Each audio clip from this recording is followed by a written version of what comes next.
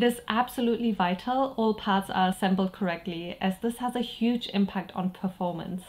The pump is very simple to assemble, but with all pumps it takes practice.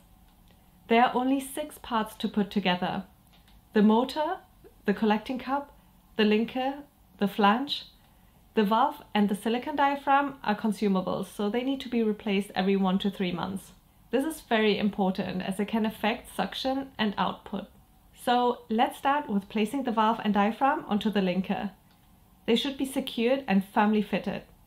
Once assembled, the valve should be pointing towards the chest, and placement of the valve is very important as it can affect suction. Place the linker ears into the grooves of the collecting cup, and make sure the diaphragm is aligned with the hole at the top of the cup.